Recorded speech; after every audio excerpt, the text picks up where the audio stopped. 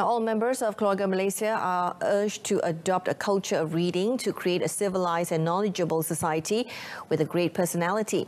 Prime Minister Datuk Seri Ismail Sabri Yaakob said a successful nation is one that reads, and in the effort to uplift the nation, the culture of reading should be nurtured continuously.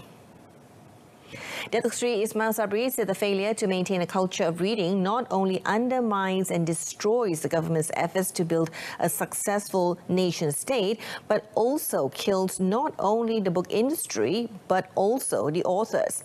As such, he said the government will continue to support the organisation of the Kuala Lumpur International Book Fair, as well as other book fairs and book publishing activities as an educational and cultural enterprise.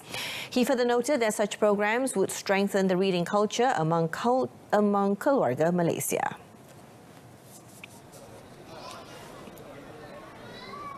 Bagi menghasilkan buku yang berkualiti dan seterusnya memperkasakan industri ini, pihak pengarang, penerbit dan semua pemegang taruh dalam industri buku secara amnya perlu memainkan peranan masing-masing. Usaha ini juga dapat menyokong pertumbuhan dan memupuk kelangsungan pembinaan negara bangsa melalui budaya membaca. The Premier added the Ministry of Education, through the National Book Council of Malaysia and other relevant agencies, should also make greater efforts to develop the local book publishing industry and encourage related activities.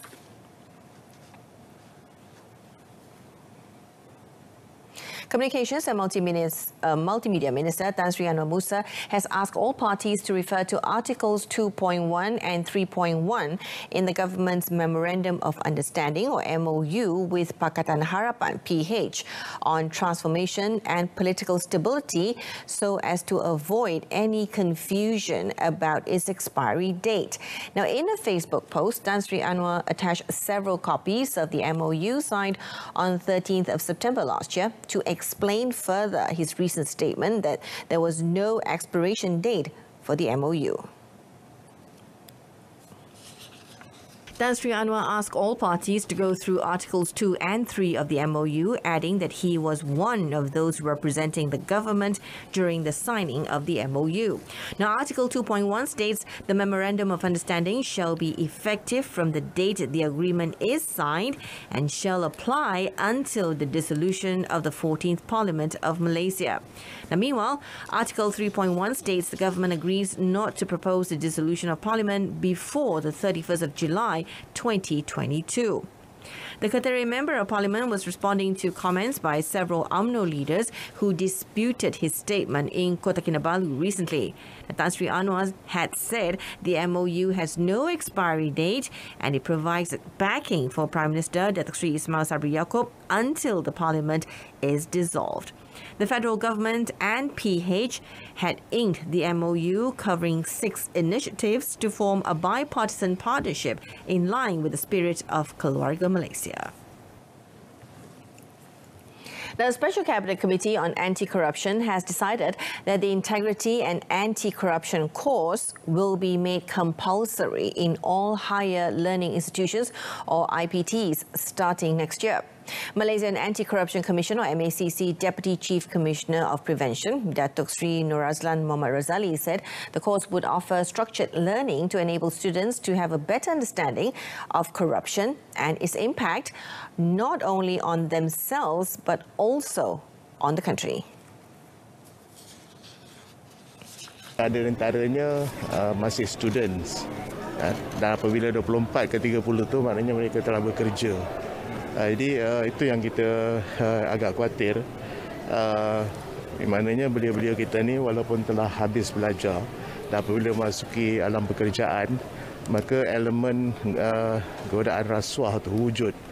Dan ada antara mereka yang tak dapat nak menolak godaan tu, maka telah terlibat.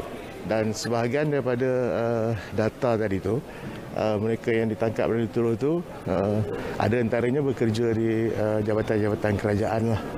According to the latest MACC data, a total of 275 youths aged between 18 and 30 were arrested for corruption offences from 2020 to 3rd of June 2022.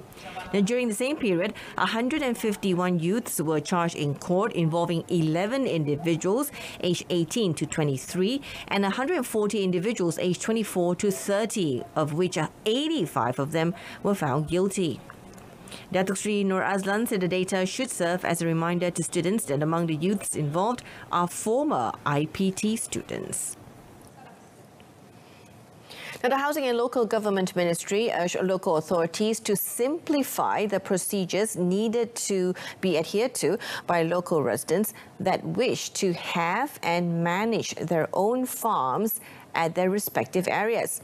However, its Deputy Minister, Datuk Sri Dr. Ismail Abdul Muttalib, said such agricultural activities must be conducted while adhering to the stipulated rules and regulations. Explaining further, Datuk Sri Dr. Ismail said the ministry has always encouraged the residents, including those living at People's Housing Project or PPR residential areas, to build a community garden based on the rules set by the local authorities. Jadi saya kira ini boleh kita rundingkan. Saya ingat tak ada masalah bagi saya kalau kita dapat menggakkan semua PBT ini, dan malah kalau bagi saya sendiri pula kita ada tanah-tanah kosong yang boleh kita majukan. Sebenarnya kita boleh rundingkan dengan DO-nya, dengan Datuk Bandarnya, dengan yang Deputi Pemerintah Daerah, dan kita boleh libatkan ahli yang berhormat. Saya pun bersedia untuk membantu dan sebagainya. Saya ingat esko kerja ini tak ada masalah, saya rasa. On another note, Datuk Sri Dr. Ismail said the local authorities have the power to take actions against any premises or additional building that was built without approval. He explained that the local authorities can take actions for such offences under Act 757. National car maker Proton Holdings Berhad's sales rose 10.8% month-on-month to 9,792 units in May 2022 as the company ramped up production after overcoming parts shortage issues. Now, the figure marks an increase of 3.7% compared to a year earlier.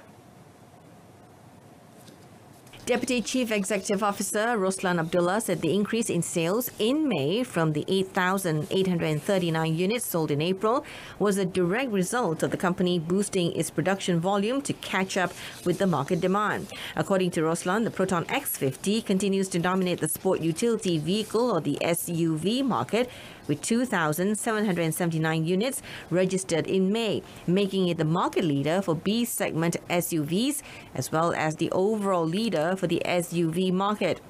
The other two Proton models that continue to lead their respective segments are Proton X70 and Proton Azora, with sales of 692 units and 387 units respectively.